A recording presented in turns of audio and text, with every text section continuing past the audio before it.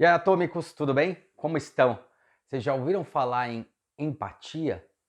Empatia, teoricamente, é a capacidade que a gente tem de se colocar no lugar do outro.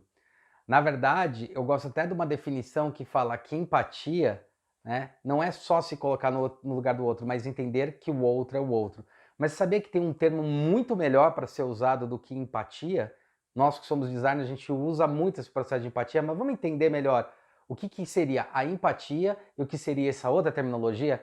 Então, dá joinha, não se esqueça de se inscrever no canal, aperte o sininho para receber mais notificação, acompanhe a gente nos nossos podcasts e roda a vinheta. Maná, maná.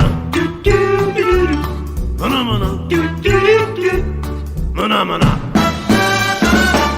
Olá, meu nome é Hulk Janelli, sou professor universitário, design de produtos sócio criativo da Atom Studios, youtuber e podcaster. E a gente tem aí nesse novo milênio, a gente começou a falar muito, e faz aí uns 10 anos para cá, começou a se falar muito numa palavrinha que chama empatia. Inclusive, no nosso processo de desenvolvimento de projetos, quando a gente vai estudar coisas com outras pessoas, ou seja, o nosso público-alvo, a pessoa que vai entrar em contato com o produto que a gente está fazendo, né? Que não necessariamente o público-alvo a gente define por classe, por idade, por classe social e assim por diante, mas hoje em dia a gente define esse público-alvo por interesse, ou seja, existem várias pessoas de idades diferentes que às vezes têm interesse nas mesmas coisas. Um exemplo clássico é o iPhone, né? Então, é só imaginar quem tem iPhone, né? Você tem pessoas da classe A, da classe B, da classe C tendo iPhone. E mesmo com o preço que ele tá, né? Mas então, será que o iPhone ele é só para pessoas que têm muito dinheiro? E como é que ele vende tanto sendo tão caro, né? Uma das coisas, além do processo de produção dele e dos materiais e de todo o cuidado que tem na fabricação do produto para garantir que é um produto de excelência, tem uma outra coisa que é você entender como as pessoas usam, como as pessoas pensam, como as pessoas lidam. Esse processo ele se dá, esse entendimento a gente consegue colher através de um processo de análise, né? E esse processo de análise leva muito em conta o processo de empatia. A empatia, portanto, é a sua capacidade de entender o outro, tá? Você entende o outro, você tenta se colocar no lugar do outro, tá? Porque nesse processo, então, a gente descobre essas relações, descobre que as pessoas, elas gostam de alguma coisa, não necessariamente porque elas são mais ricas ou mais pobres, ou qualquer relação dessa que antigamente era muito colocado. Tanto que a gente fala muito em tomar muito cuidado com essa questão de público-alvo. É muito errado você começar a definir o seu público-alvo falando que o público-alvo é da classe A, classe B ou classe C. Tá? Não faz sentido. O máximo que esses dados podem te dar são dados de capacidade de compra, poder de compra, mas não necessariamente esse poder de compra é definidor para o consumo do seu produto. Como eu dei o exemplo do iPhone, é exatamente isso. Por que o iPhone é tão relevante? Porque ele entregou uma das coisas que as pessoas mais queriam, facilidade na usabilidade dos seus produtos. Ou seja, um iPhone ele é muito fácil de usar. Você basicamente aperta um ícone e você está dentro do programa, né? Fora que atualizar é fácil, ele tem alguns truques, né? Então, por exemplo, um truque que eu acho muito legal no iPhone para atualizar é assim, se eu quiser atualizar ele, ele avisa, olha, com 20% aí de bateria, você tem que ligar na tomada, senão não atualiza. O que isso quer dizer? Quer fazer o seguinte, evitar o máximo de erro possível das pessoas. Isso faz com que o produto se torne algo que funciona bem, que não dá defeito e que as pessoas, mesmo com baixo conhecimento de tecnologia, podem usar porque eles não vão errar. Então ele tenta cobrir todas essas possibilidades. E a única forma de conseguir cobrir isso não é chutando, né? É pesquisando. E você pesquisa com as pessoas, entende o que as pessoas precisam, o que elas mais querem, né? E isso é uma pesquisa que a gente faz, que é a pesquisa qualitativa, ou seja, pesquisar com outro. Agora, o que isso tem a ver com empatia?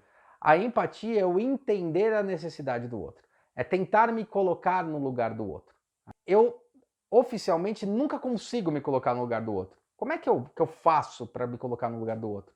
Eu às vezes posso, dos trabalhos que a gente faz é, por exemplo, vai ter que ir numa fila, né, de comprar ingresso. Vamos dizer que eu quero melhorar uma fila para comprar ingresso no cinema, né? Então eu vou lá e pego a fila e percebo tudo o que aconteceu, vou analisando, né? E vou entendendo isso. Com essa análise eu consigo pegar esses dados e colocar num gráfico que a gente chama de mapa de empatia, que é um mapa que mostra pra gente o que elas pensam, o que elas falam, o que elas ouvem, o que elas veem, tá? E aí a gente consegue limitar as dores e os ganhos. Ou seja, é uma mapinha que vocês estão vendo aí.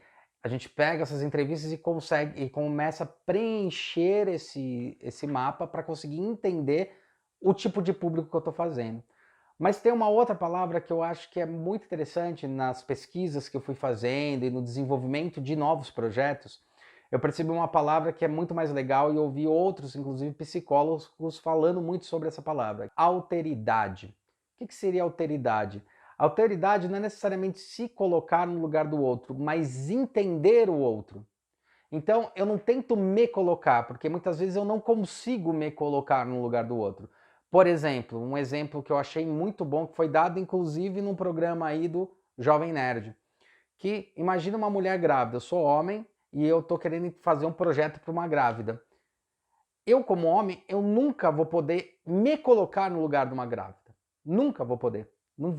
É impossível, eu nunca vou conseguir ficar grávido, né? É fisicamente impossível. Eu uso um processo, na verdade, de alteridade. O que é alteridade? Eu pergunto para a pessoa como é e peço para ela descrever para mim o que ela sente, como ela sente.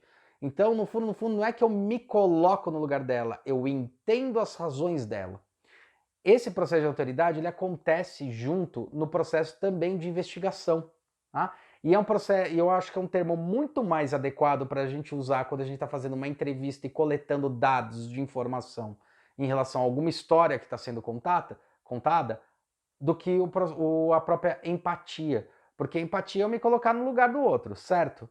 A alteridade, eu não estou me colocando no lugar do outro, na verdade estou ouvindo o outro, eu estou entendendo o olhar do outro, não me colocando, o que é uma coisa muito forte, porque muitas vezes a gente não consegue se colocar, e aí é que está o grande pulo do gato, né? Do processo de desenvolvimento de projetos no design.